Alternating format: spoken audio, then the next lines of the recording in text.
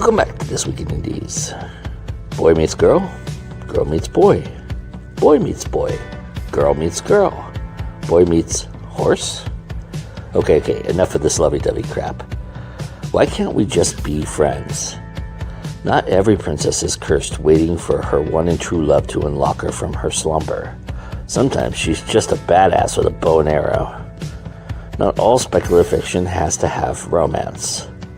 Now, love can still be a theme, but that doesn't mean it can't be platonic. Today we discuss writing spec fic without a hint of romance. Then C.L. Cannon will be along with indie books you might enjoy if you're a fan of The Golden Compass by Philip Pullman. Then we go into the Go Indie Minute, where we look ahead at all of the programming we have for you for the week. Speaking of the week, we have J.D. Estrada along with his prompts for March of the Writers. And in the epilogue, we have our panelists showing their circle of friendships in reading from their work. So, grab a seat next to me. Let's be friends. And remember that we're here for This Week in Indies with your host, Joe Compton.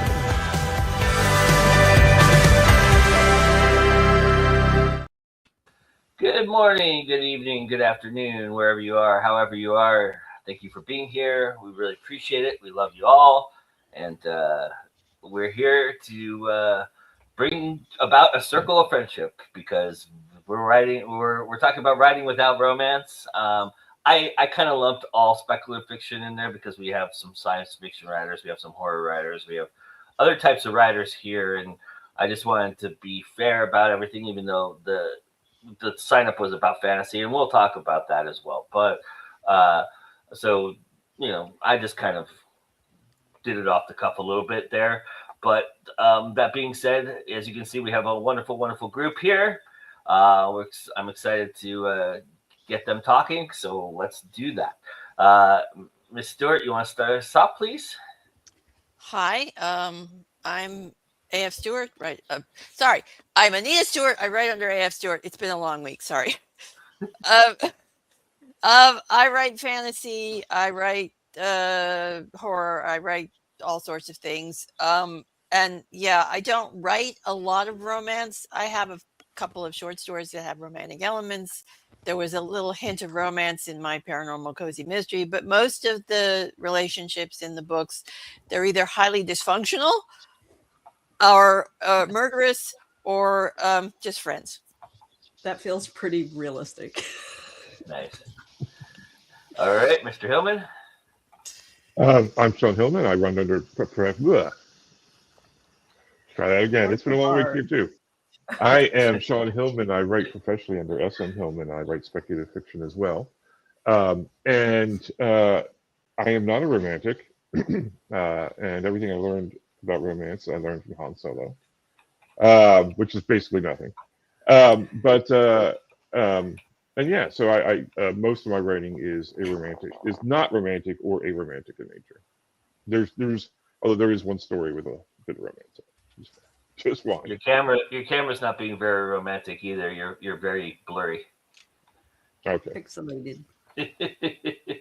All right, Vanessa. Oh, hi. I'm Vanessa Junta. I write the Urban Fantasy Soul Cavern series. I'm also a professional editor. And I do write romance in my smut, obviously.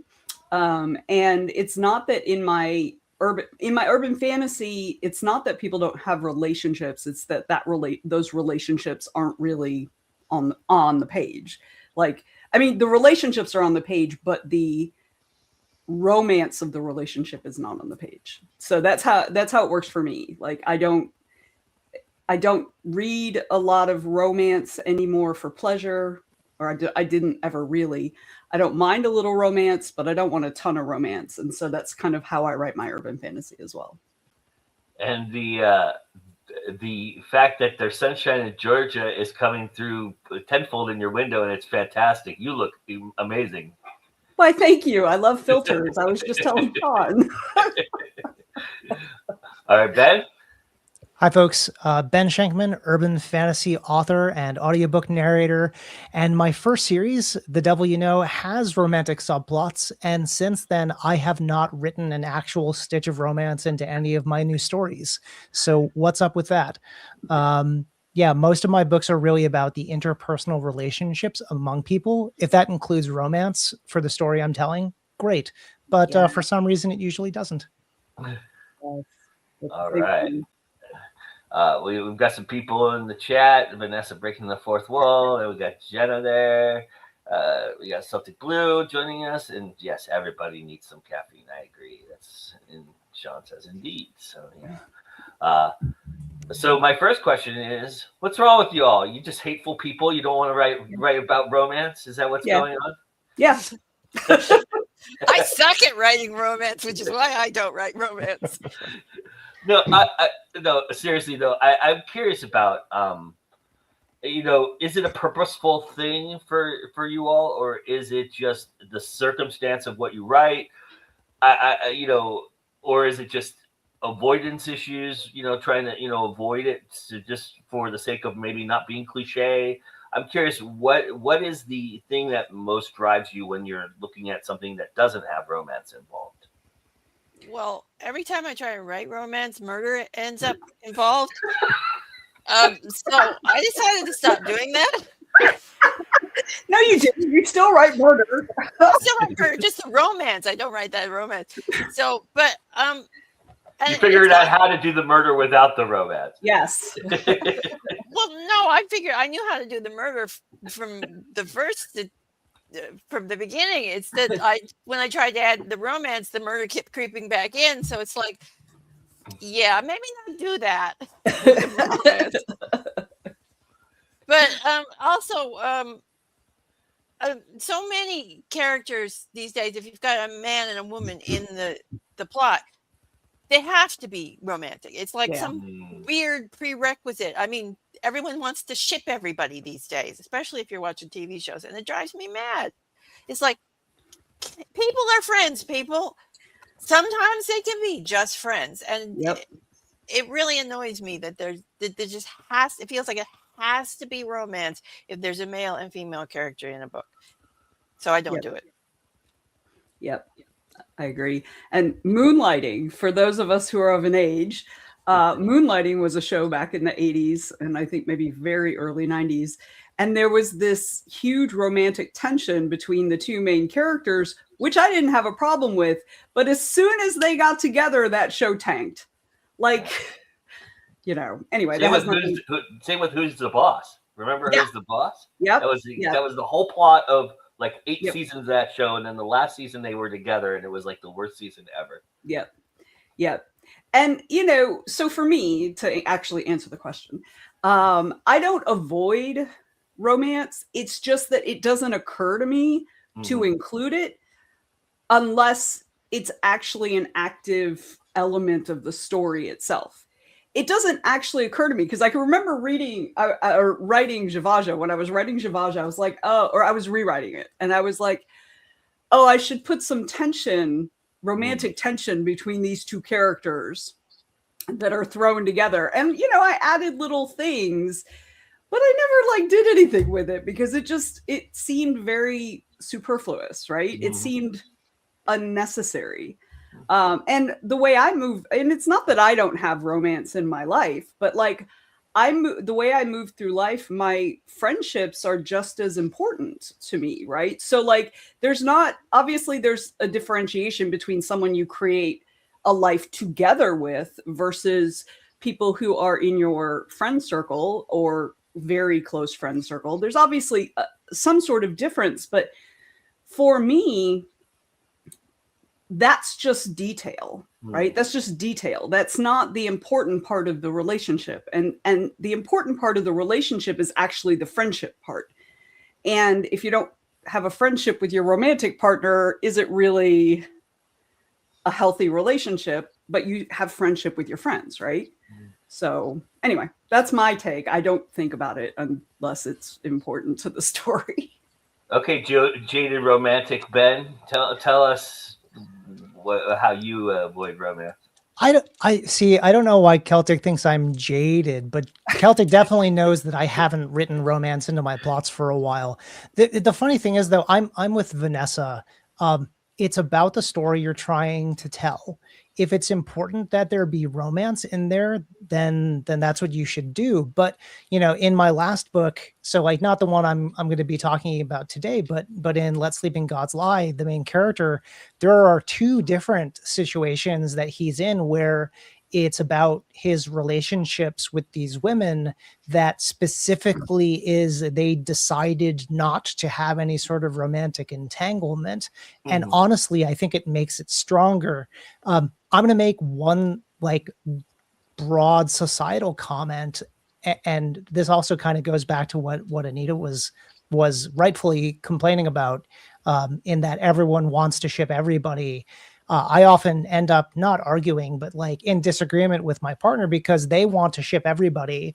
And I sometimes like argue for, I really think it's appropriate to let these people just be friends.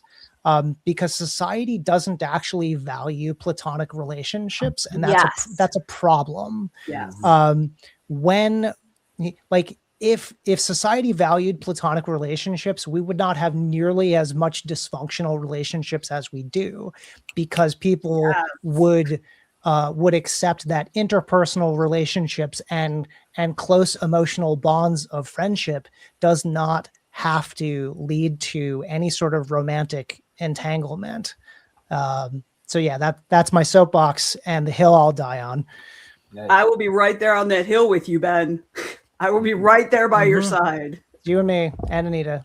And Sean. Because Sean hasn't spoken yet. So I don't want to, just real quick, I don't want to necessarily dump on those who ship all the time, because I know a lot of people who do. But my biggest problem with shipping is there's no consent involved.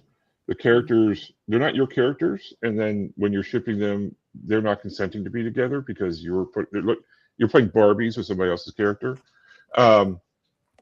I think another example is X-Files. The tension between the two was great for many seasons. And then, the show was ending anyway when they got together and had a baby or whatever. Spoilers, but the show is over 30 years old. You'll be all right. For me, it's a couple things. And I've mentioned before that I'm on the aromantic spectrum. In fact, I feel like I'm at the far end of the aromantic spectrum. But a lot of my formative relationships growing up were not romantic because I'm terrible at relationships. But also, I had a lot of friends of all genders, all across the spectrum, and almost none of them were romantic in nature. And I think that, people have alluded to, if it's not the center of the story, it at least has to be interesting, right? It can't just be my person, is usually the woman, is captured, dying, cursed, whatever, and then someone has to go, part of the big story is that the protagonist or protagonists have to go save her. And that to me has always been dull and not very interesting. So, and I think too, it's just not where my head goes when I write a story. My brain immediately goes to, let's find an interesting situation, let's crash these forces together, and often, like with Anita, it does end up with people dying, but not always. So people lose their heads in your stories, so and literally lose their heads in your stories. So it's true. As I'm looking at the headless corpse right next to me, it's interesting because what we've talked about so far is the traditional relationship, man-woman kind of thing. I'm curious, how important is platonic relationships in queer-based fiction? Is that an important element that doesn't get often talked about enough? Yes. Sorry, I'm vibrating. I need to answer this question. Not because I'm like a super queer author, but like so I've been on a journey the last few years as far as like understanding at least a bit of my own queerness. but I've definitely prioritized my platonic relationships, not like not ahead of romantic ones, but like on the same playing field, in that I have distinct relationships with people that are just as important to me as my romantic relationships. And I think that queer relationship norms benefit everyone, because queer relationship norms are, frankly, in many cases, healthier than a lot of the mononormative, like, dating and romantic culture that we have, where it's all about unrequited love and desperate longing and making things work even if things are toxic, as opposed to uh, accepting people for who they are, but not accepting who they are to allow for things like cruelty and abuse. Mhm. And yeah, I think it's so just to give my partner a little bit of acknowledgement. They ship a lot of people because what they're doing is they're actually shipping people in queer ways. So like, I'm with Sean in that I'm not always comfy with that, and I'll actually bring it up to them that like, these two characters are in a mentorship relationship. You don't need to ship them together just because you want to see them bang in your head. But you know, it's about representation. So like, queer representation, queer relationship norms, and queer romance in books is super important, because the majority of romance, and frankly, even a lot of like the romantasy and stuff that's super popular, is super hetero and mononormative in a way that's like perpetuating really toxic relationships. Like, I'll just call out can I call out a really famous author here for that kind of crap? Like, sorry, Colleen Hoover's books are all about toxic, awful relationships that no one should want to be in, that are being glorified through multiple types of media. And that's just one of the most well-known examples. And I think if those books were written from a more queer lens, they might not exist, and then like, cheers for that. But you know, they might be more palatable to people looking for examples of what good looks like. I would agree 100%. And another thing too, to kind of add to something that Ben said, is particularly the idea of like the mentor protege then getting shipped.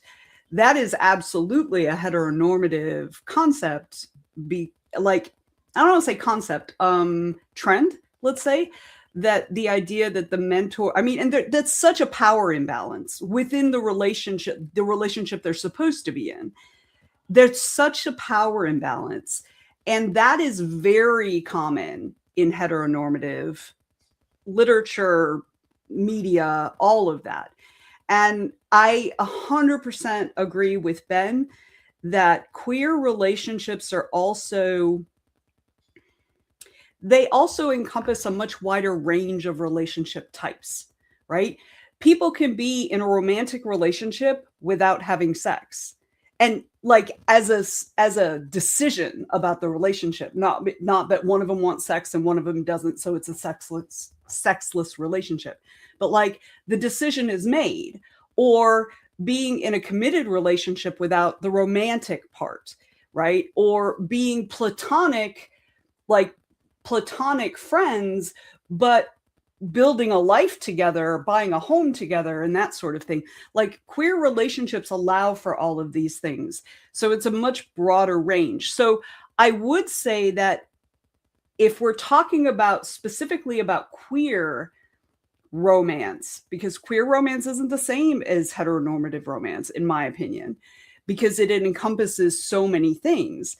There's some form of queer romance in all of my books, then, if we want to talk about it that way, because I have very strong relationships between, certain character pairings or, groups or whatever. And to me, within the queer community, there are like, that would be accepted if they said, this is our relationship and this is how we move through the world. And that's accepted, right? Whereas in the heteronormative part, you have to fit into this box. And if you don't fit into this box, you are outside the box, which is exactly where all the queer folks are. So, yeah. Anyway, that's me. Joe. Sorry, can I just jump in real quick to say what Vanessa's talking about, for anyone who doesn't know the name for it, is queer platonic relationships, QPRs. Like, QPRs are a real and valid way for people to have long-term supportive partnerships that are not necessarily romantic or sexual.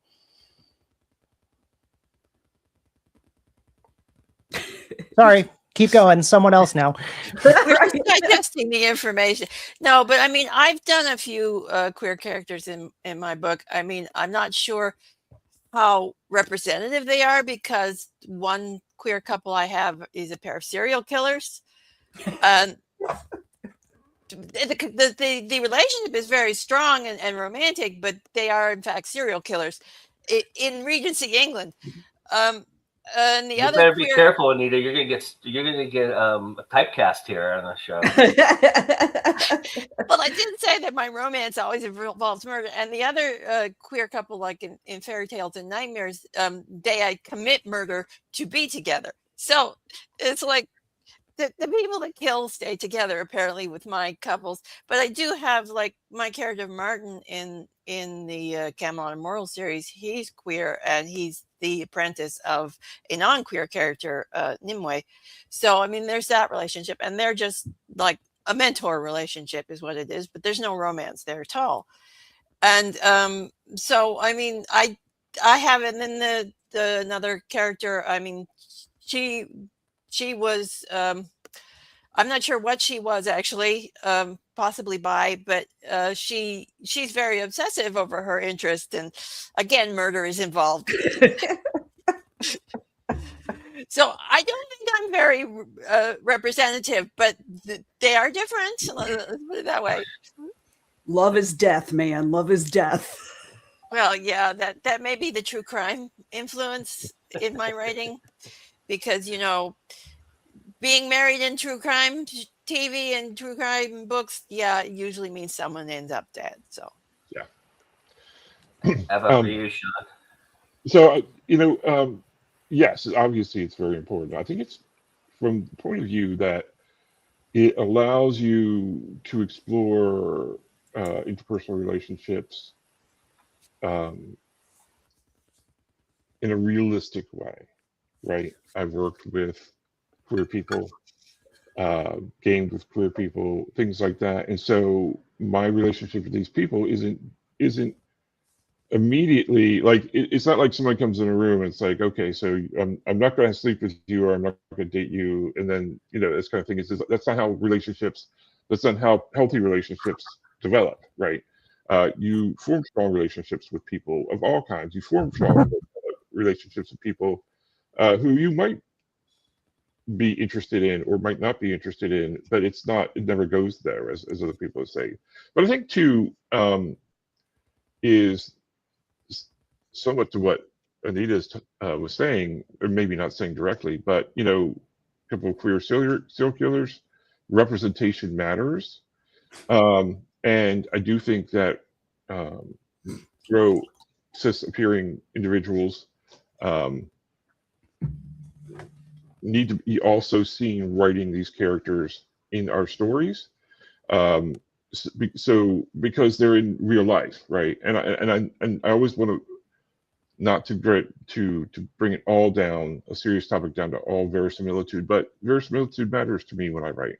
So a realistic world includes queer characters of all types, platonic, not platonic, the whole spectrum, and that's just important. That's just good writing, and I definitely want to be considered one of those people who writes a realistic world full of many different kinds of people. I'm wondering too about, as far as queer fiction goes, should there be a sensitivity check when you're doing platonic relationships, just like you would do for romantic ones? Yeah, I think so. I think that and I think not just the sensitivity check, but you need to be aware of the many shades of queerness, what that encompasses. There's an aromantic day in Pride Month, and there's aromantics have a flag. I didn't realize this until several years ago. And for me, when I see a character who's written aromantically, specifically, it certainly feels good to be about that. But yeah, I think that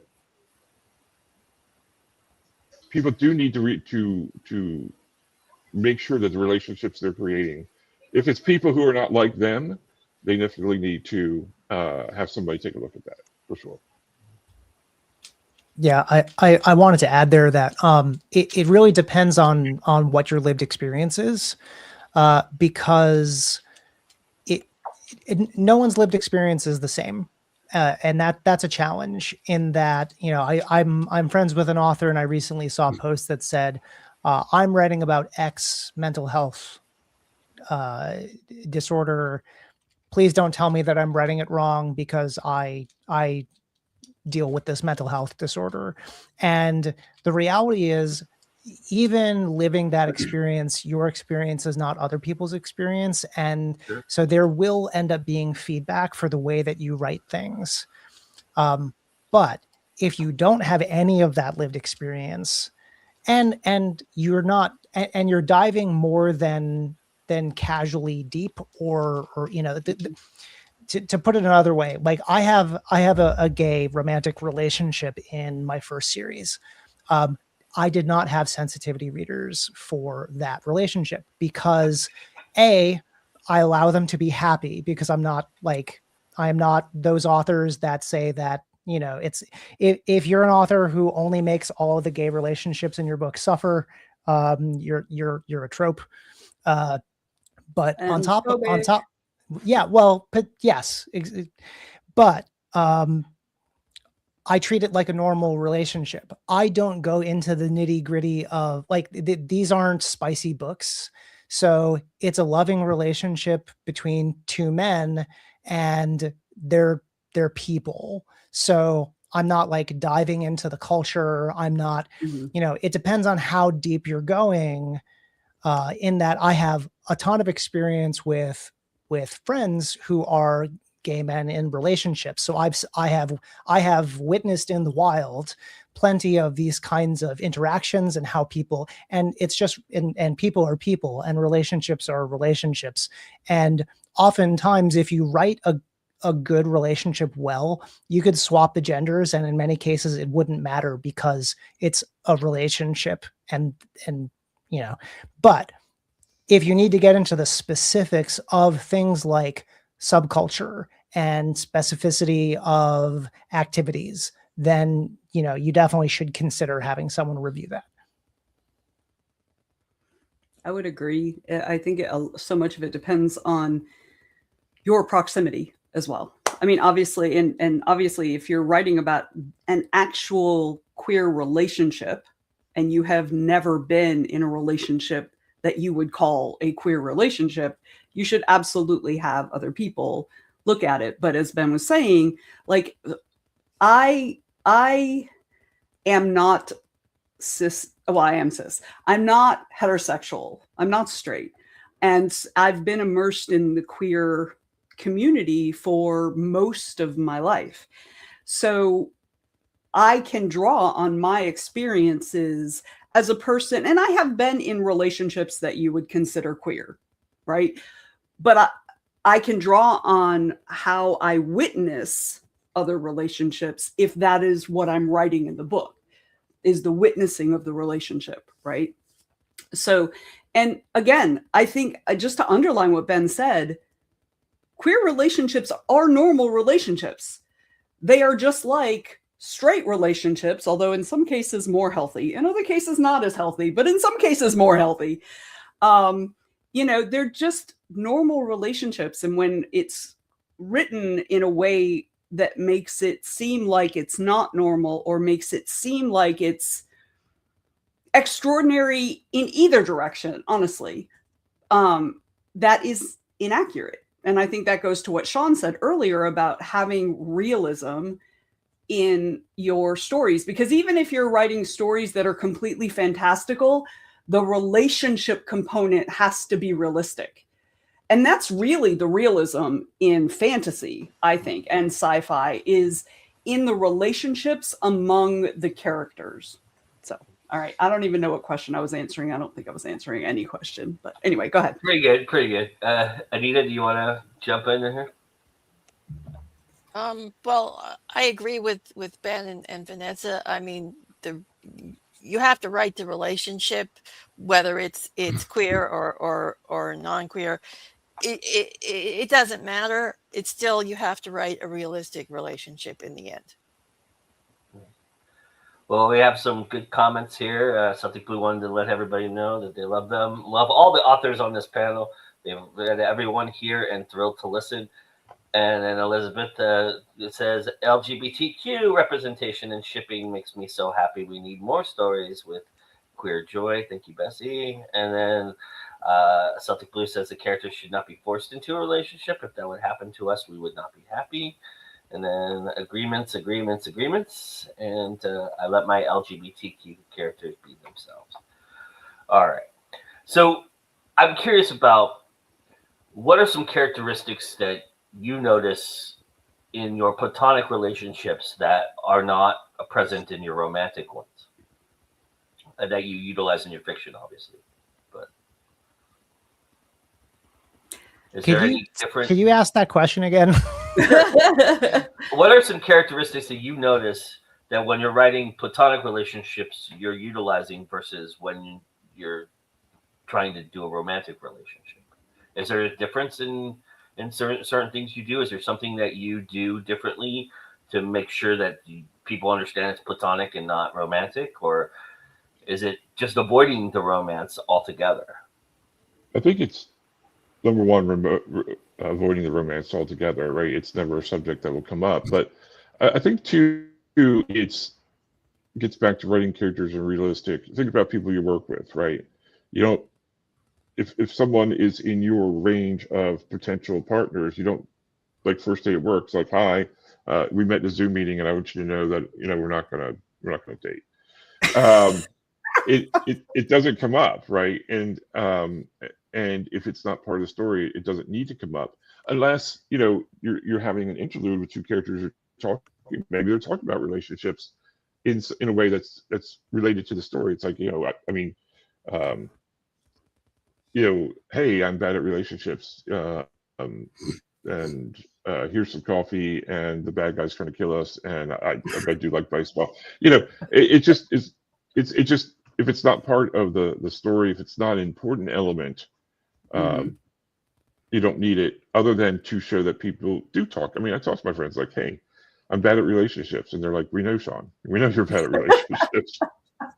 He says So as he is in like long-term relationships. But I'm still bad at these relationships, though. Okay. All right. Noted. I think with mine, there's less attraction mentioned. Like if I'm doing a romantic relationship, you're going to mention the guys or the girl or whatever. It's got, you're going to mention the physical characteristics, how you find this attractive, how you find that attractive, sort of. But if you're just friends, there's no attraction mentioned. There's no lovey-dovey caffeine moonbeams or whatever in the internal dialogue. So like with the paranormal cozy romance I wrote, she's attracted to the love interest, so she's distracted whenever she's around him. She keeps saying he's so irritating but so gorgeous, that sort of thing. She does not mention this when she's with her best friend at all. Although that may change by book 3. We're still working on that. But anyway, so that's one thing that I do with romantic relationships that I don't do with the friendships. I'm gonna use caffeine moonbeams in a story, and I'm gonna thank Anita. Yeah, I'm pretty sure I do need some caffeine because the words are not coming out right. No, that's great. I love it. That's going to be the name of a chapter in my Romantasy parody. Yes. It will all be an homage to Anita. I want to add something. This is where I feel like, you know, I say some of my readers because I tend towards the humble speak, but like I feel like a lot of my readers like the way that I portray interpersonal relationships. And I feel like if you're writing a story and you took, even if it's a romance, if you are writing a romance and you take out the romantic elements and you don't still have the bones of actual relationships there, then you're writing interpersonal relationships badly, and romance is a crutch. I feel like the only thing that I do is the relationships are not romantic. Occasionally I will mention, like, you know, two characters that have known each other for a while, there'll be maybe the internal monologue of the character being like, yeah, like we both thought about it and admitted that neither of us were interested in the other after, you know, a little while. And so we've enjoyed a platonic relationship ever since. But that's like Sean said, it's not we met and I said we shall not bang. I said, you know, it's we've gotten to know each other, decided that that's not going to be part of any of this, and moved on. So yeah, I feel like if you aren't writing a good, you know, it's like an old house with good bones. If you're not writing good bones for relationships that build the romance on top of, then romance is a crutch, and maybe you should feel bad. Maybe you should feel bad. Yeah, maybe. One thing I want to throw in there, and not to distract us or detract us, just I feel like needs to be said. I don't find anything inherently wrong with two characters banging who are not in a romantic relationship. And that's another aspect, and maybe that sort of goes into the talk about queer relationships and things like that. It's okay to have sex with people that you're not in a long-term relationship with, as long as it's consensual and as long as everybody's sort of upfront about what they're trying to do. And I think that's healthy as well. And I think that for readers, if two characters are having sex, they must therefore be in a romantic relationship. And trust me, it doesn't always work that way. Mm-hmm. Yep. Yeah, thanks, Sean. So sorry for my shorthand on the banging comments, but yeah, romance and sex are two separate things, and I 100% agree with you. Yeah, yep. What was the question, Joe? Do you have different characteristics that you write for platonic relationships versus romantic ones? And this actually kind of piggybacks a little bit on what Ben was saying, that all of my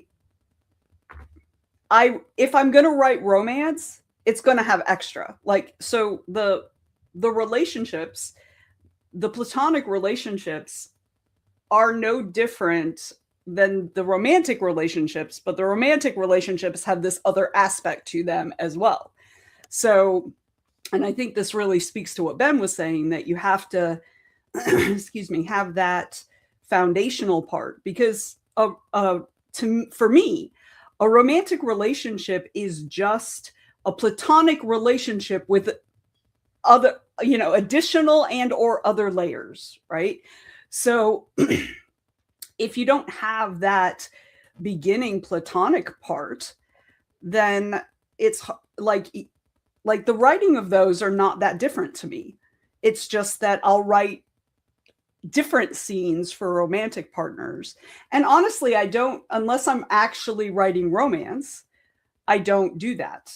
That's not a part. Now, it's not to say my characters don't get romantically involved, but what's really funny is two of my characters in my Soul Cavern series they get together after the series. Like you can, when I'm in the points of view, you can see that they're attracted to each other, and how they act awkward around each other. but you don't ever see any of that. I've already written like a novella that comes well after what happened and it's completely separate, standalone kind of thing. And the two are in a relationship. The novella is about one of the characters, and the two are in a relationship, but it's not on screen. It's just like references, like when they talk on the phone or whatever, that now they're in a relationship, but you saw their foundation being built as friends first, because to me that's the order it's supposed to go in. Awesome. So we have more comments here. Sean wrote, Bob's hair looks like razor wire. How could anyone love that? Thank God he's good at coding. Something blue saying ha ha ha, lol. Very much so. And then you write realistic relationships. I think that's to Ben. Even if they are working for Lou. And then this is why I love these panel members. The ducks are not in a row. The squirrels are feral, but we still end up at the answering the same. Sooner or later, we say enough words, we'll get there. And we just hold on for the ride. Yeah. All right. Well, it's time to get to our long-term platonic relationship with the Indie Connection, one of our best friends here at Go Indie Now, and certainly on this show, This Week in Indies, as CL Cannon brings you books you might enjoy if you're a fan of The Golden Compass.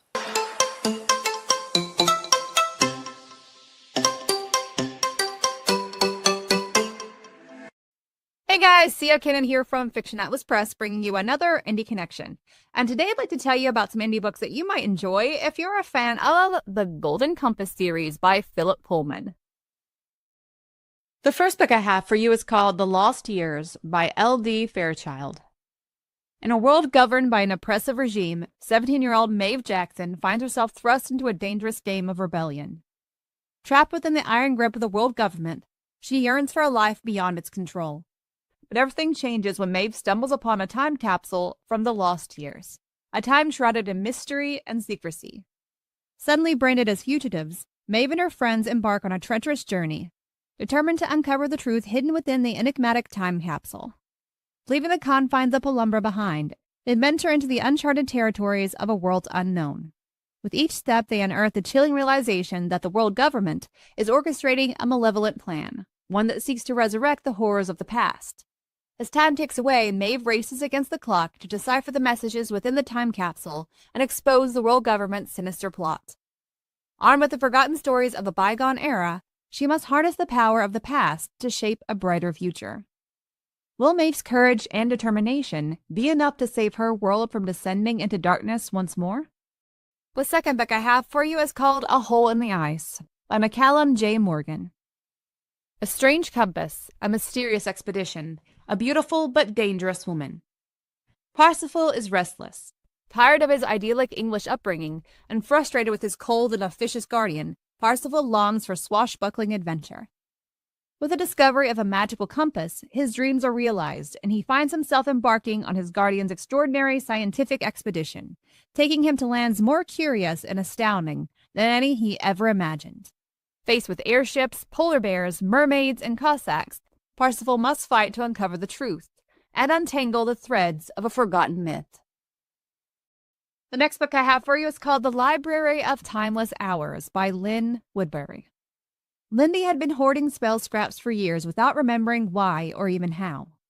Though owning magic was illegal, as was almost everything else in her town, she kept the scraps tucked away inside a rare book in her little cafe/bookshop. That Lindy hid away magical scraps wasn't the only rule she had broken. The other was something more dangerous, something she couldn't control. She was a finder, who possessed the rare ability to attract the magical lost and missing. Thus she had attracted the storyteller to her door, a man who would become the harbinger of all that would simultaneously destroy her illusions and help create a new breed of hope. Craddock the storyteller was both a wizard, an exile, and a throned prince. But as a fellow finder, he was the most dangerous element of all. Through him, Lindy learns that the townfolk had had their memories sucked away along with their stories, that the entire population exists in a fog induced by the overlords. Either she travels up to the overlord's city to reclaim the lost and stolen, or risks losing everything worth living for indefinitely. As a finder, she must find the Library of Timeless Hours, a vault that harbors the missing stories of an entire community, including the memories of their families and very lives. But to set forth on such a quest means that she must claim the magic she never knew existed, a power that will plunge her into dark places, force her to face vicious adversaries, and possibly rescue the very man who tore her comfortable world apart. Is she up for the challenge? The next book I have for you is called Secrets of Green and Gold by Joe Holloway. An immortal race needs her help, if she believes they exist. Kara thought she had finally learned to ignore the animals no one else sees. A new school in the fall is her dream come true. Somewhere to start over, somewhere no one knows her. She should have known it was doomed the minute she heard the first voice. Now there's a weird gleam in her dog's eye, 2 suspicious guys who keep turning up, and a voice in her head. While it tells her of a hidden race of immortal beings known as the Picts, Kara does her best to ignore it and the others who join in. Fitting in is hard enough without the local fauna chatting in her head. But the voices are insistent. Across Portland, Picts are disappearing, and Kara's the only one who can help them. As bizarre encounters pile up, Kara begins to wonder if the only way to stop the voices is to start listening. The only problem is, if the Picts are real, then so is the danger. So how exactly is Kara supposed to save them? And the last book I have for you is called The Legend of Blackjack by A.R. Witham. Some heroes are chosen. Jack Swift was kidnapped. On the night of his 14th birthday, Jack is snatched from his world by a talking rhinoceros and dragged into a realm of monsters, pirates, samurai, and magic.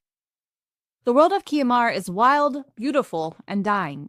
Healing magic has vanished, stolen by an immortal tyrant. Now Jack's photographic memory might be the key to saving lives, or trapping him in this dangerous place forever. But Jack isn't a warrior. He's a Chicago foster kid with too many scars and a head full of nightmares. No sword, no spells, just a genius brain and a knack for science. In a world of broken magic, that might be enough to make him a legend. Okay, that's all for me this week. I'll see you next week on the Indie Connection. Bye!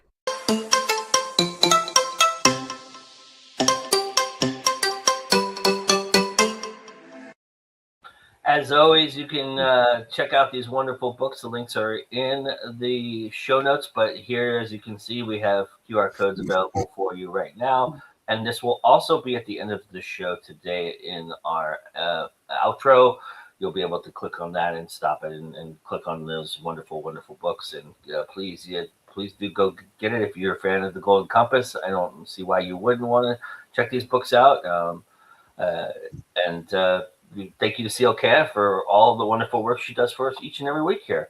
I'm very lucky to call her a friend, and and all the things that she does for me and this channel, and it's awesome. So thank you. She's so amazing.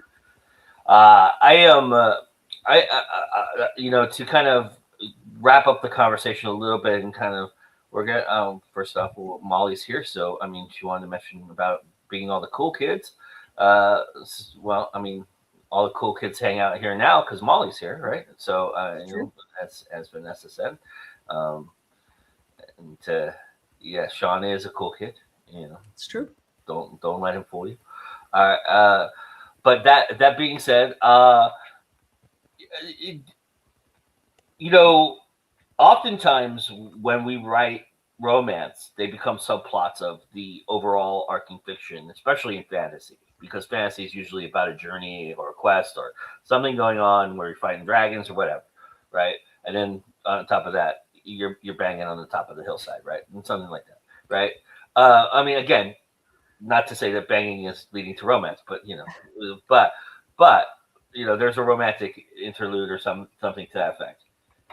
I'm curious, can plutonic relationships sublet that? Can they be part of a subplot? Is that how you would, or is the power of platonic relationships and not having romance that we don't mention it at all, and it's just part of the natural order of things? Is that where it's more powerful, or do you think it could be a subplot that would matter to people?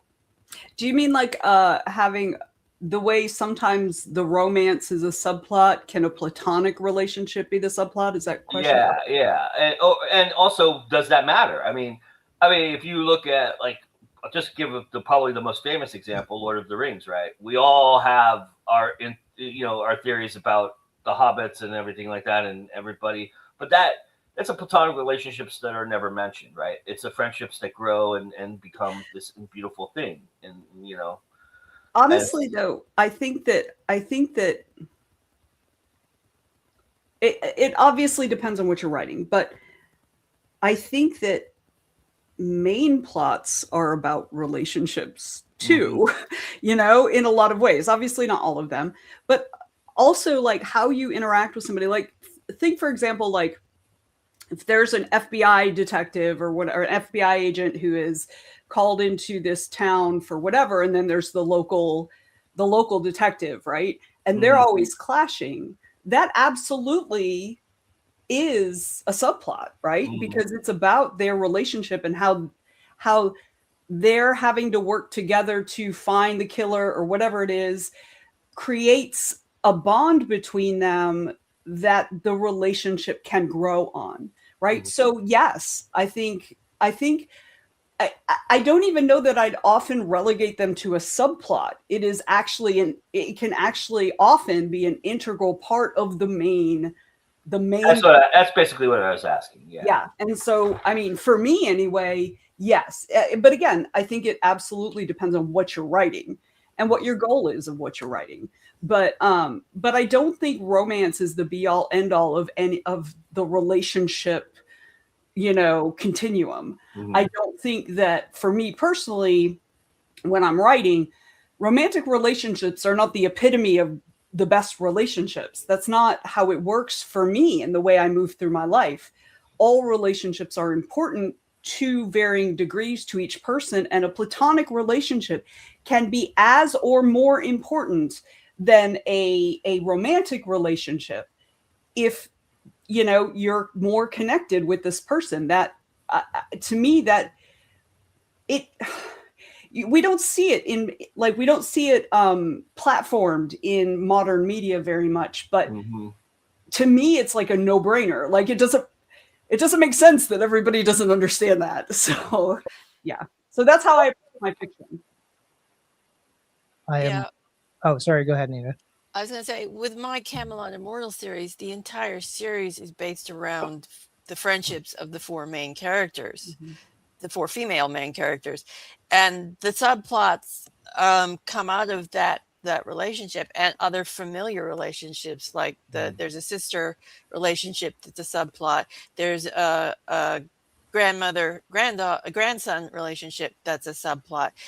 There's a couple of little minor romantic subplots, love triangles, dysfunctional relationship romance as well. But I mean, the main plot and subplots of that particular series is the friendships between the four main characters. Yeah. So yeah, you can definitely have subplots for friendships. I'm with both Anita and Vanessa in that it's not just subplots, but also just plots. If you took the romantic subplots out of my first series, you would still be left with some really strong relationships that go through evolution. My newest books, you know, it's the growth and the changing of the relationships, even if they aren't romantic, that becomes really important to the development of the characters. And I feel like if the only way your characters are developing as human beings is through a romantic line, then you're missing something fundamental about human nature that's probably contributing towards the higher divorce rate. Like, we focus too hard on the development of these romantic entanglements compared to just how relationships grow between people. So yeah, you can see that in all of my books. Sean? I'm going to give a good example, with none of which is my work. And I want to clarify that it isn't adding a woman to the storyline that makes it bad. It is not. She is not inherently the problem. The Hobbit movies, the added romantic element, is one of the aspects that really ruins that story, because the story is not about that. It's about this journey of these people, and yes, they're all male. I get that, but their relationships, as their relationships grow through the story, and to pander to a wider audience, and I'm not going to put it all, again, I'm not putting this all on women because I don't think that's the case actually. But to pander to a wider audience, they add in these other elements, one of which is this romantic relationship between an elf and a dwarf, which is completely nonsense in that way. Whereas, the relationship between Gimli and Legolas is part of the original story, maybe not quite to that extent, but that works perfectly fine, right? That's very good. Yeah, I think that regular non-romantic relationships are at the heart of most fiction, right? A relationship, they can be antagonistic, relationship with a bad guy. They can be, your relationship with, I've got in Cannibal Row, one of my works in progress, to the main character and his partner, right? Their relationship is very important to the story, but it's in no way romantic. And it just, it's, to me, it's odd that romance is a requirement for so many readers to enjoy a story. But that's, for me personally, that's alien thinking, right? It never crosses my mind that that's necessary. Can I add one quick thing in that it's sparked by Sean's comment in that I wish we could just kill the word bromance. Like the idea that we have to qualify a deep emotional relationship between two male characters as a bromance, as opposed to just saying that they love each other, is like That they're friends. It's like it's not a bromance, it's a relationship, and we don't have to like pretend that it's bizarre. And again, it goes back to my initial point of society does not value platonic relationships to the point where if two men are too close together, we call it a bromance because we're actually making fun of them for being too emotionally close. It's stupid. Or we're playing it down. Yeah. All right, my final question to you all. Did Anita?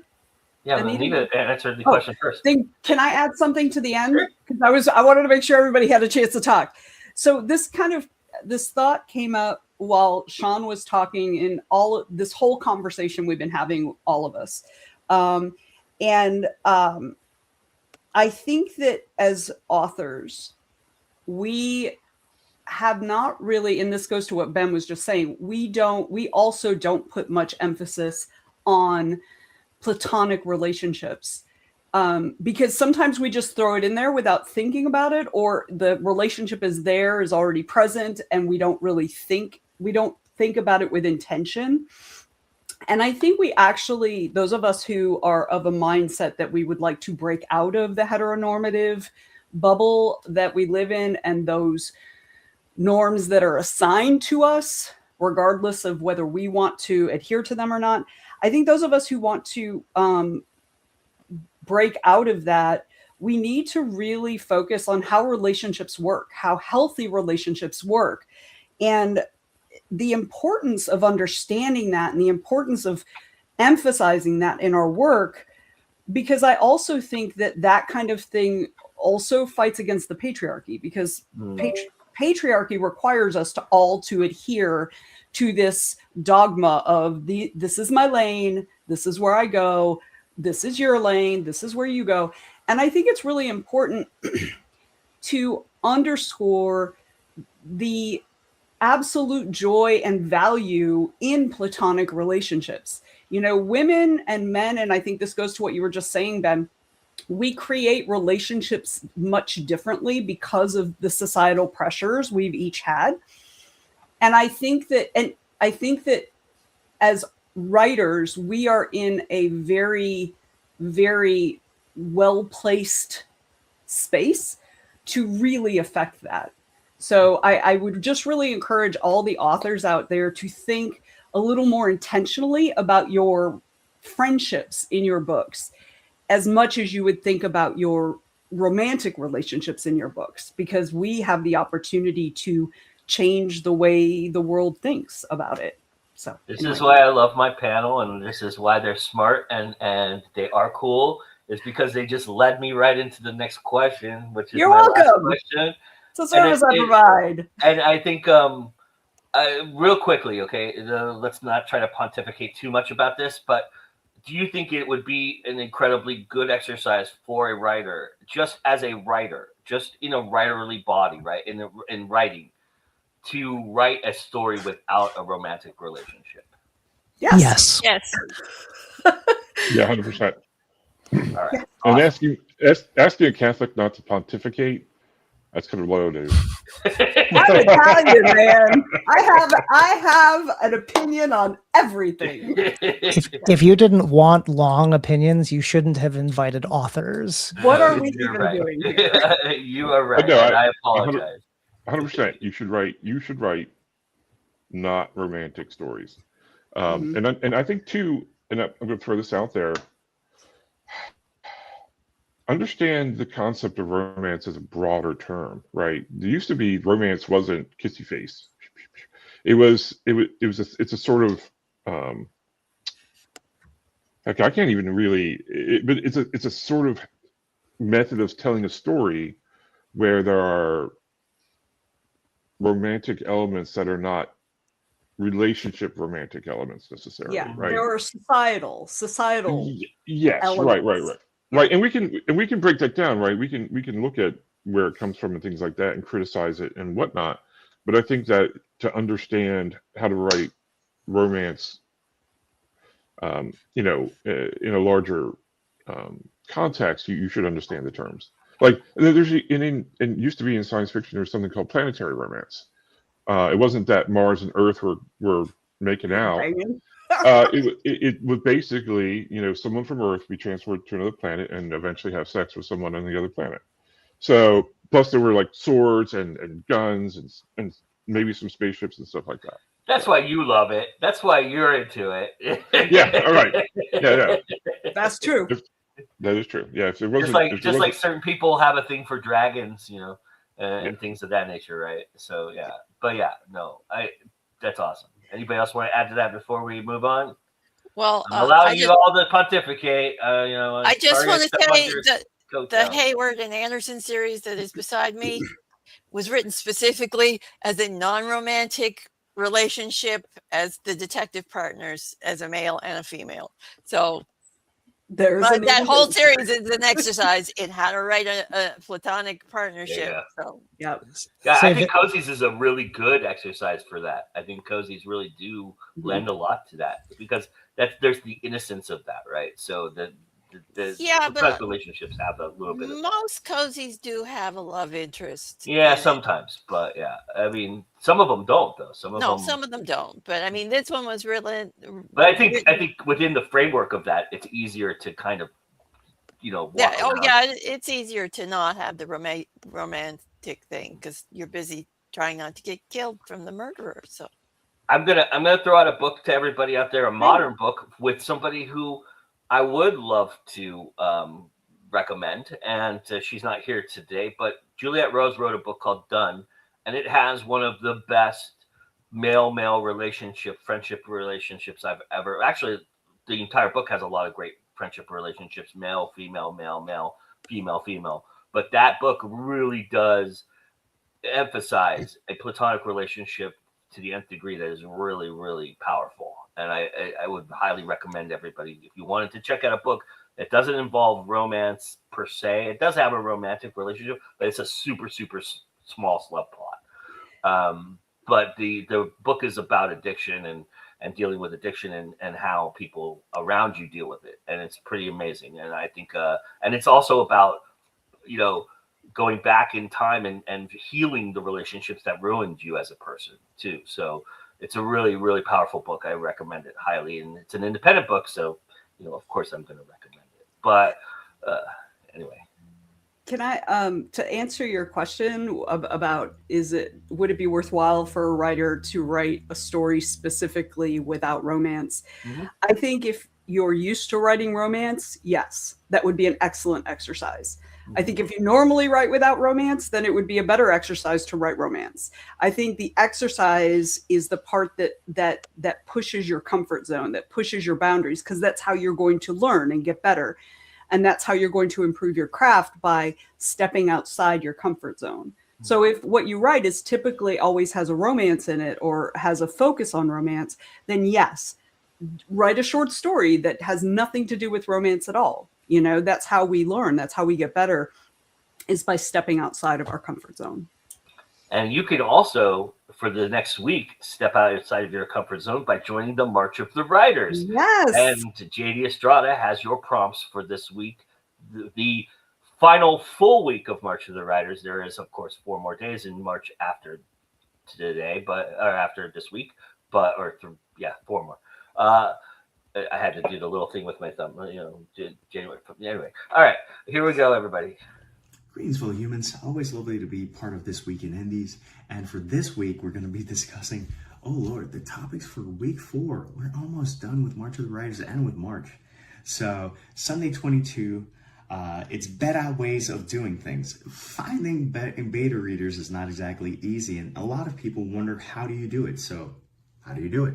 Share with the class so that people can have an idea of how to do it. Because for me, every time that I've had beta readers, it's been extremely beneficial, and it's something that I highly recommend. Day 23, writer resolutions. Resolutions crap out by this time of year. Still, sometimes we need to shift, pivot, change, or do something else. And the good thing about March of the Writers is that we're doing it in a point where most people give up on the resolutions. So retake those resolutions, writing or otherwise, and share them with us. For day 24, around the world, where do people read you? I am by no means a household name. I am not read, by millions of people, but I'm read in a couple of places, and that's always something that encourages me to keep going. What about you? Take a world atlas, take a world map, and just jot down where you're read. It's always fun to do that, and for me, I will always want to be read in more countries and more places, because I don't know, that's kind of cool. For day 25, the topic is obstacle course. Let's face it, getting the writing done is sometimes an absolute challenge and an absolute pain in the ass. So tell us some of the most common obstacles that you have to face to get your write on. Day 26 is recurring or occurring. The title is a little overthought, but the way that it plays out is not. So recurring or occurring is like, what are some of the topics that you consistently include in your work? I can tell you mine, but I'll do that in my video. Day 27. So you can have fun with this, or you can be intense. There is potential for both, but it is writer confessional. We all have doubts and fears and frustrations and beyond. And this is March of the Writers is supposed to be a safe space so that you can share the honest perspective of where you are and how you're feeling. So by all means, take this day to do that and just let it go. Say it and let it go. Because for day 28, the topic is dream on. Now, on day 27, we release those fears, and on day 28, we embrace those dreams. So for day 28, tell us, what are some of your dreams? Anyways, thanks for joining us, and as always, it's always time to go indie now. All right, thank you, JD, for those wonderful, wonderful things. And we're going to jump right into the epilogue here. And I'm doing something unusual today, because I'm joining the epilogue with you all, because to celebrate this beautiful idea of friendship and platonic relationships, the man you just saw inspired me during COVID to produce a series of videos based upon something he was doing on his Instagram, which is Double O Bananas. And if you've never seen Double O Bananas, go to JD's Instagram and check those out. They're fantastic little short films that are silent films. And I did something to each week to encompass, celebrating that. And mine was Agent Orange 666 or Agent Orange 66, I should say. And it led to me coming full circle in 2021 when I was really down and out, And he and I came up with a concept that kind of drew me out, and I made my first film in nearly 20 years based upon that. And this is the 5-year anniversary this week. I actually released it this week on This Week in Indies 5 years ago. And this is the 5-year anniversary of that film. This is the trailer to that film. So this is my epilogue for you all today. And then we'll go and have everybody else read their wonderful work.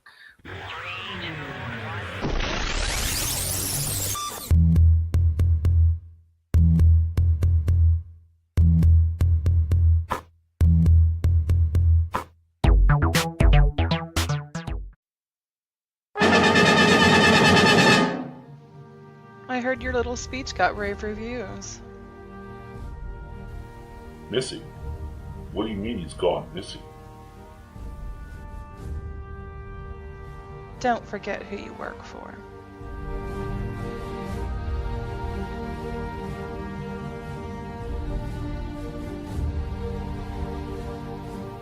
For every story that has ever been told, there is a beginning, a middle,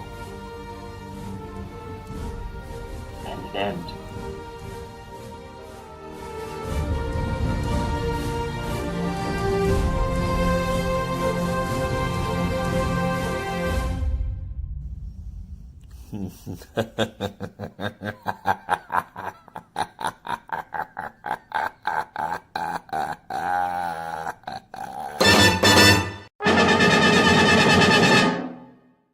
A, B, C. A always, B, B, C closing. Always be closing. Always be closing. When we started this, we had purpose. We had goals. I wanted to give you the world. How did we lose our way?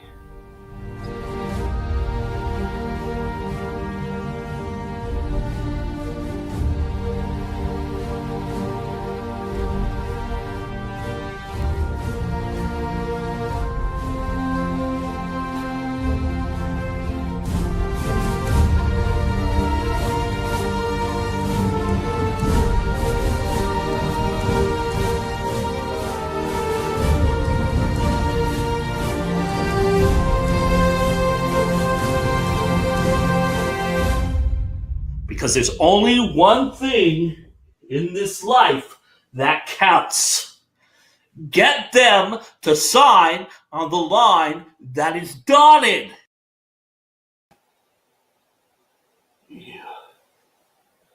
You'll never get the answers you're looking for. You'll never get it out of me.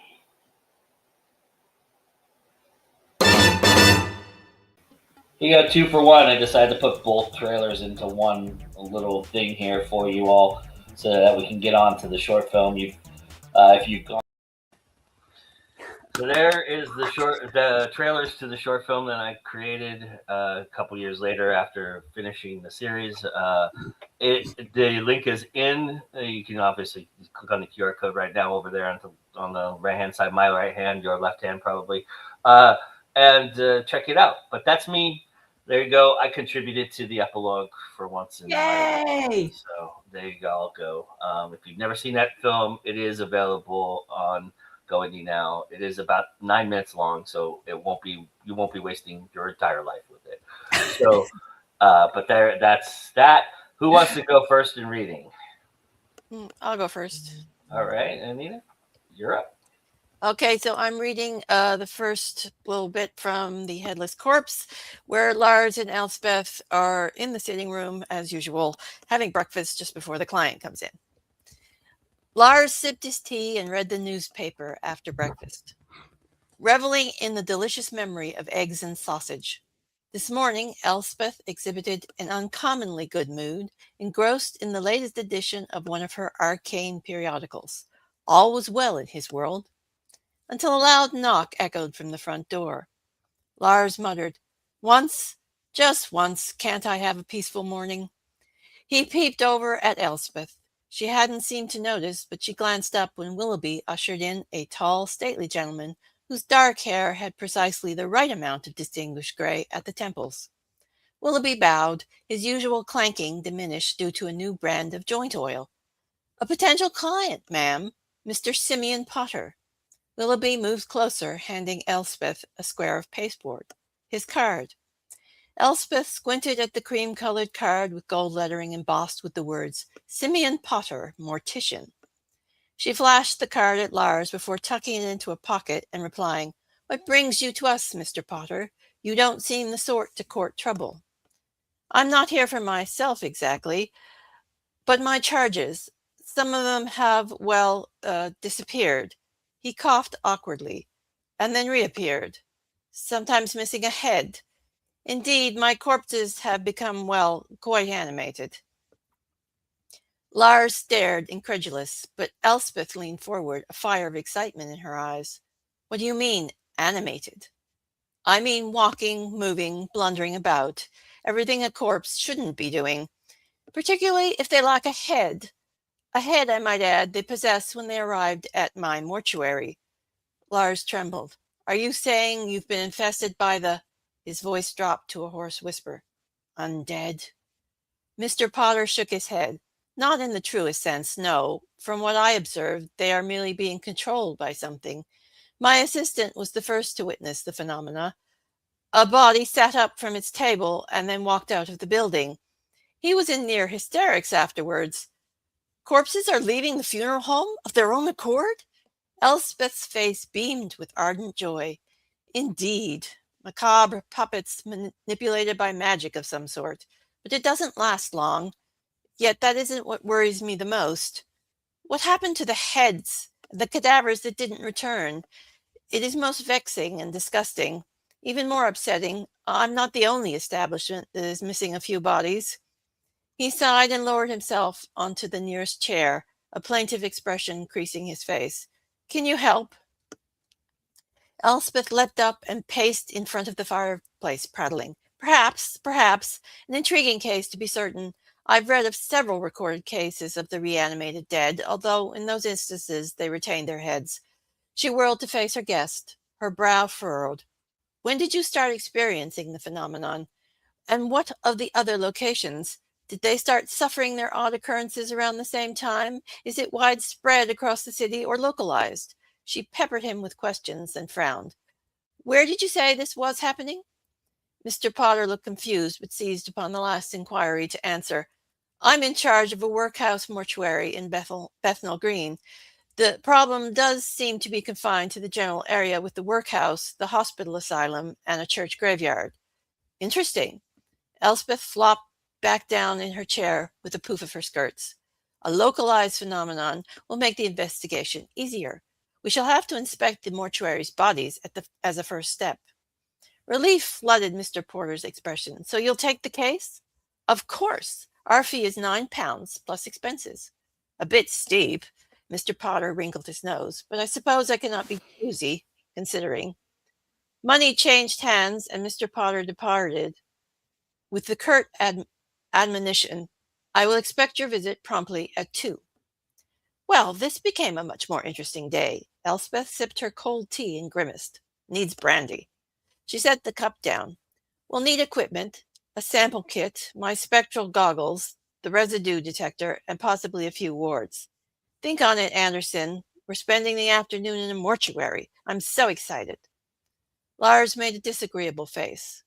Not my idea of a pleasant time, but at least we should be able to pay the accounts this week. And there, that's the reading. I find it fascinating that the man mentions that there's a bunch of headless corpses in one area, and her response is interesting. That's Elspeth. Y'all could check that out above me right there in the QR code ahead, and of course at the end of the show as well. We have all the QR codes listed as well for that, and also in the show notes as well. You can also click on the link. All right, who wants to go next? Y'all gonna go, so you might as well go. I can go. All right, Ben. Yeah, that's fine. So I'm going to be reading from chapter 2 of My Brother's Keeper. The main character has just left the secret room in the study that he discovered. I wasn't actually sorry. I'm going to start a timer so I don't go too long. I wasn't a terrible house guest, so I planned to head back to the guest room by way of the kitchen to scrape my plate into the garbage.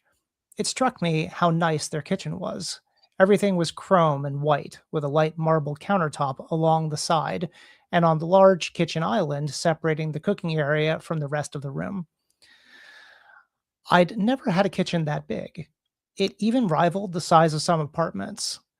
The water ran hot and loud as I cleaned, and I didn't notice anyone had joined me until a soft voice asked, "You want ice cream?" Gabby wore a fuzzy bathrobe and half disappeared into the freezer as I turned around. "Sure," I replied. Calories don't count on days like this. She didn't say anything else, but a snort of laughter told me I had hit the mark. I wasn't great at comfort. This wasn't an area I had a lot of experience in. Being a PI was boring a lot of the time. It wasn't a lot of life and death as much as a lot of sitting around drinking coffee and taking pictures of the administrator your client's husband was stooping. So I did my best. Gabby dropped a pint of ice cream on the marble counter of the kitchen island and busied herself, grabbing 2 small bowls and spoons. She scooped a generous portion into each of them and slid one in front of me. I perched on a stool opposite her as she settled onto her own. We didn't speak for a few minutes. Gabby spooned the sweet treat into her mouth mechanically, but the faraway look in her eyes told me she probably couldn't even taste it. I played with my portion, making hills and valleys out of the snowy white mounds of vanilla, but late evening desserts were the furthest thing from my mind. "You didn't tell me what happened," I said, tapping the end of the spoon handle against my chin. She sighed and dropped her utensil into her bowl with a clatter. "I'm sorry if it's too soon." "No," she snapped. "I'm not mad at you. And yes, it's a little soon, but you deserve the details. We can talk about it tomorrow. You buried your husband today." She gave a dry chuckle and picked up her spoon to resume her methodical eating. "And yet here I am," she said between bites, "eating ice cream with his doppelganger." "I know it must be hard. You don't know shit, Max." The vehemence in her words surprised me, but it shouldn't have. I had already said it out loud. She'd laid Saul to rest that morning. No amount of imagined empathy was going to put me closer to understanding what she was going through. I had lost my brother, but it wasn't the same thing by a long shot. I breathed out heavily. "You're right. I don't." And this comes out next week on the 30th. Yay! Everybody go get it. It's right above me. All right. Who's next? Sean, Vanessa, come on. One of you's going to step up here. Go ahead. Go ahead, V. You want me to go? Well, all right. Since your mic's not working anyway, I'll go ahead and go. Oh, mine. Sorry about that. Yes, you go, Sean. Okay. So this is a story is called Barley Chapel. It is in the upcoming collection called Orb Weaver, which will be out April 10th. This barcode takes you to the pre-order for the ebook. The pre-order for the physical copy will be up later. All right. So at this point, the grad students have entered Barley Chapel. It's a place in England. It's a fictional place in England, and they are now heading down. They've noticed some unusual stuff at the top. Now they're heading down to the bottom, or to the catacombs. Jordan and Braun join the others in the catacombs. This is what Jordan had come for: the chance to examine the catacombs of the Barley Chapel. Oral history had plenty to say about the chapel itself. Saxon earls once used it as a base to plan the resistance to William the Conqueror. At another time, a small army of Welsh raiders had captured the chapel. The story went that in the morning, the Welsh leaders were dead, and the remaining men fled back into Gwynedd the next day. But before that could happen, the gear had to be set up. Extra batteries? Melissa asked around a sharp tongue. Just hearing her made Jordan's, excuse me. Extra batteries? Melissa asked around a sharp cough. Just hearing her made Jordan's throat tickle. Right here, Sammy answered, walking another case over where Melissa knelt on the floor. Thanks. Melissa brought her hand up to cover another cough. Sammy put a hand on her shoulder. You all right, love? The last words were drowned out by an explosion of coughs from Sammy. Sorry, he offered, and Melissa waved him off. Maybe I should get some masks, Donna said. She had been coughing up a song since coming into the chapel. This is killing me. Get me one too, Robert said, never breaking stride, even while smothering his own coughs. Jordan interrupted himself, opening the camera box. The demand from Robert came across as snide. He stood up, wondering what he might say to ease the tension that he could feel building in the room when Donna threw a lens cap on the floor. Fuck you, ass. I said masks, plural. Donna fell into a fit of coughing, and Jordan could hear the liquid in her lungs. Fucking Oxford fuck. The words barely came out as a strangle. Jordan looked around for a bottle of water, but no one had brought any bottles down. Hey, Jordan fought his own deep urge to cough, scrunching up his face. Let's take a minute. He couldn't hold it any longer. The discharge burned all the way up, scorching his nose and throat and watering his eyes. We don't have a minute, spoil, Ginny screamed in Jordan's ear. The next moment, he felt a fist hit his shoulder and it registered. Ow, you shit, Jordan turned on Ginny. The team leader locked eyes with him, her face a snarl. What the fuck is your issue? Jordan fought down the urge to punch her back hard in the face. What's wrong with me? Shit, what's wrong with her? My issue is I'm tired of carrying your American asshole around and making excuses for you. You shouldn't even be here. Jordan gaped, and then closed his mouth hard, teeth clicking. He shrugged his shoulder, but didn't rub it, not wanting to give Ginny the satisfaction of his pain. You asked me to be here. You begged me to be here. Anger rose, and Jordan could feel the fluid in his chest.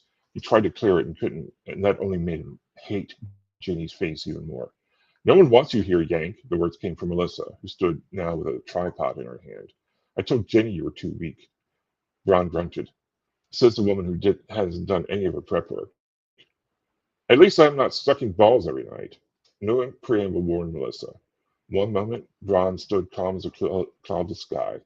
The next moment, he rounded on Melissa with his big fist and rugby physique at a blow that Jordan knew might do real damage. He'd seen Ron in a fight before. But Sammy moved on Melissa too, his two hands coming up in a choke. Jordan watched as the young man walked face first into Ron's fist. Sam's nose exploded, blood spraying everywhere. Melissa screamed and fell back, tripping over the camera she had just set up. Sammy fell too, a puppet with cut strings and bloody visage. His legs went in opposite directions, and arms flew up over his head. He looked dead to Jordan. Melissa lay over the broken pieces of the camera and swung the tripod in Ron's direction. You goddamn arse! I scraped my ring! Ginny ran over to Bron while Donna and Robert stood back among the stone coffins, smothering their own coughs. No one helped Sammy. What an idiot, Ginny yelled. That camera is 2,000 quid. Ginny punched Bron in the face and again in the chest, but the big man stood there, immobile, his eyes glazed over. But Bron didn't move or act, and still no one helped Sammy. Jordan bent over with another fit of coughing, but managed to point to the bleeding friend on the floor. Robert followed the finger to where Sammy lay, and the man's expression was one of disgust. Robert crossed his arms and did nothing. Jordan put his hands on the side of his head, trying to make the pain go away by pushing his skull back into place. He could feel it expanding like a balloon, and his brain threatened to leak out his ears. The screaming didn't help. Sammy seemed 1,000 miles away, and each step turned Jordan's stomach. He wanted to puke. A delicate hand grabbed his wrist and yanked it away from his head. Where are you going, you American punk? Donna pulled Jordan's hand up. On instinct, he closed his hand to a fist just as Donna bit down. Her sharp teeth nipped the nail and tip of his pinky finger. Donna! Jordan pulled his hand away, bringing his left hand up and struck Donna across the face. Sammy's bleeding! Jordan hit Donna again, unable to complete complex thoughts, focusing on Sammy as his one chance of salvation. Sammy's bleeding! Jordan yelled, but Donna did not let go, ultimately biting the side of Jordan's hand and licking at the blood. Seeing her pale face awash in Jordan's blood made him angry. The American brought his knee up into her pelvis and stomped down, ripping Donna's tights and scraping the skin from her leg. Donna hissed, her mouth curved into a predator's maw. It loomed over Jordan's knuckle. Jordan pushed back, He pushed Donna back and brought his foot up against her leg, driving his boot into her thigh and pushing Donna against Donna's bulk. A camera swung over Jordan's head, smashing into Donna's face. Donna let go and threw her hands in the air. Jordan fell backwards, slamming into the floor. Braun stepped back, stepping on Jordan, and then tripped over his friend, falling into one of the stone coffins. Ginny leaped on Braun, hitting Jordan in the head with a sharp wooden stake. Blood poured into Jordan's left eye. And still, no one helped Sammy. And that is Barley Chapel.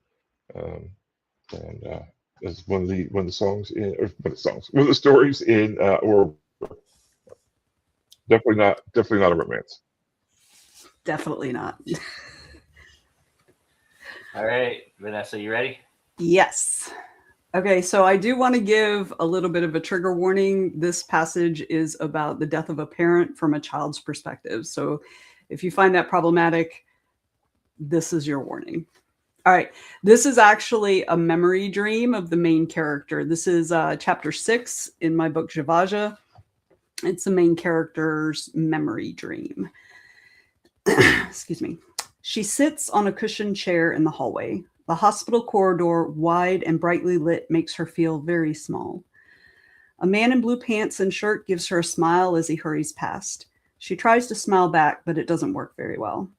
Her face feels like a statue's, and her heart is a great big stone in the middle of her chest. She's been sitting here forever, waiting for her dad to come get her. The door to the room creaks open, and he finally peeks out, giving her a gentle smile that doesn't overtake the sadness in his eyes.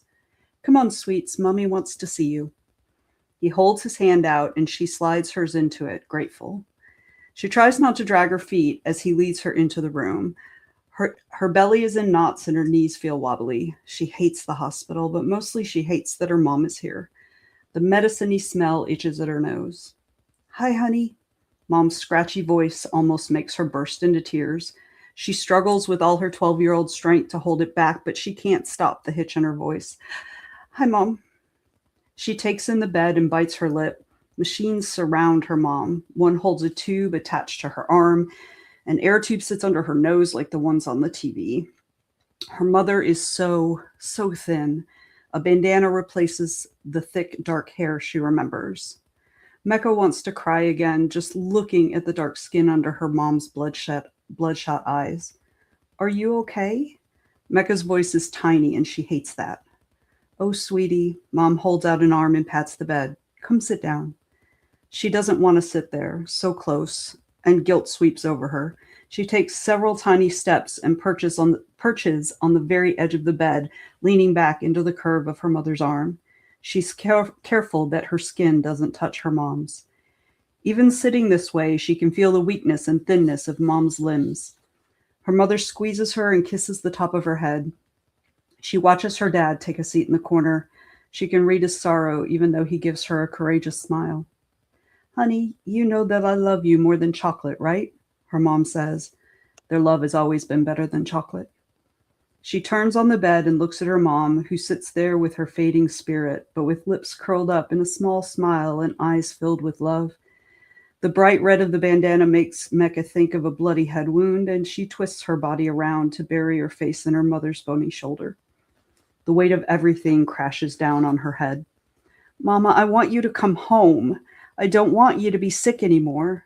Sobs rack her body and her tears soak the dressing gown. Her mother's hand caresses her head, the fingers tracing the little braids along Mecca's scalp. Baby. She hears her mom give a heaving breath and knows that she's crying too. I don't think I'm going to be coming home, sugar. Fear jets through her and Mecca pulls away. What do you mean? You're going to live here? Her voice is panicked and high-pitched, and she doesn't care. Why would her mom not want to come home? She watches her parents exchange a glance, and then her mom looks at her. She can see all the love in those eyes, even with the tears escaping and leaving wet paths down her mom's cheeks. No, sweetie, I'm not going to live here. I'm very, very sick. But you came here so the doctors could make you better. They'll make you better.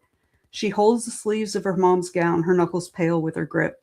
She wants to scream, to push her mom away, to hold on to her and never let her go. You have to come home. She sucks in a ragged breath and the tears pour down her cheeks.